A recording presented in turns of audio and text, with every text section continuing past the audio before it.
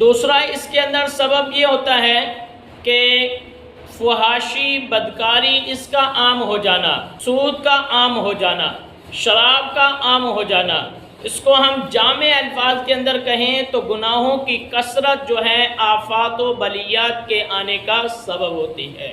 اللہ تبارک و تعالیٰ نے خود قرآن مجید کے اندر ارشاد فرمایا، ظہر الفساد فی البر والبحر بما کسبت ایدی الناس، فرمایا کہ خشکی کے اندر اور تری کے اندر فساد ظاہر ہو چکا، کہ خشکی اور تری کے اندر حالات بگڑ چکے اس وجہ سے کہ جو لوگوں کے ہاتھوں نے کیا، لوگوں کے اعمال کی وجہ سے، گناہوں کی وجہ سے زمین کے اندر خشکی اور تری کے اندر فساد آ گیا، بگاڑ آ گیا۔ تو یہ فساد جو ہے، یہ آفات جو ہیں، یہ نقصان دینے والی چیزیں، یہ آفات و بلیات، یہ گناہوں کے سبب ہوتی ہیں۔ ایک دوسرے مقام پہ اللہ تبارک و تعالیٰ نے فرمایا،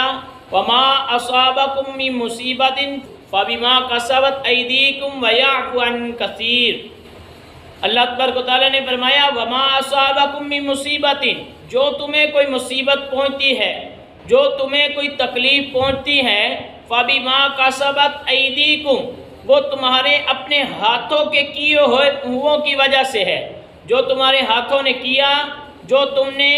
اپنے ہاتھوں سے افعال کیے، جو تم نے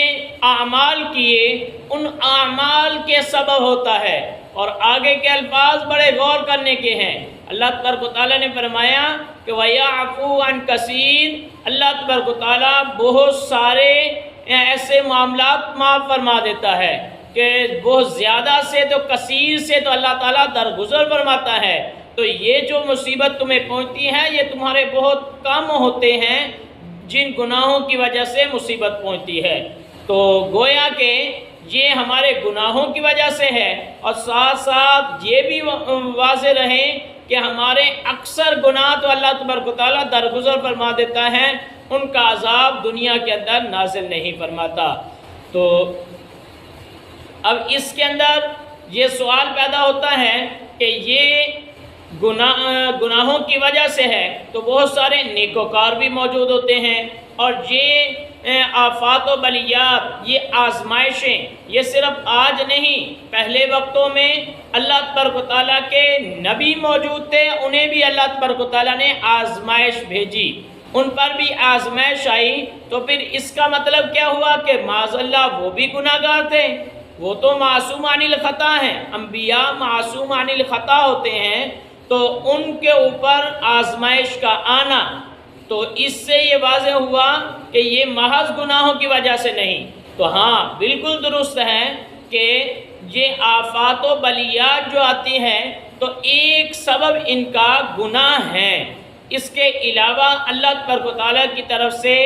محض آزمائش کے طور پر بھی آ سکتے ہیں، اور وہ آزمائش بندے کے درجات کی بلندی کا سبب ہو سکتی ہے۔ حدیث پاک میں ہے، نبی کریم صلی اللہ علیہ وسلم آپ نے فرمایا کہ سب سے زیادہ اللہ تبارک و تعالیٰ جنہیں آزمائشیں بھیجتا ہے وہ انبیاء ہیں۔ انبیاء کو اس دنیا کے اندر سب سے زیادہ آزمائشیں دی جاتی ہیں، اور فرمایا کہ اس کے بعد جتنے جو لوگ قریب ہوتے ہیں اتنے آزمائش کے اندر مبتلا ہوتے ہیں، کہ جو شخص صحابہ میں سے ہیں، نبی کے زیادہ قریب ہیں تو انہیں زیادہ آزمائشیں ہوئیں، جو تابعین میں ہیں انہیں کم ہوئی، جو تبع تابعین میں ہیں انہیں اور کم ہوئی۔ تو یہ آزمائشیں فرمایا کہ سب سے زیادہ آزمائشیں انبیاء کو دی گئیں، اور ان کے بعد جو ان کے قریب درجہ بدرجہ ہیں تو ان کو اسی طرح آزمائشیں اللہ تبارک و تعالیٰ نے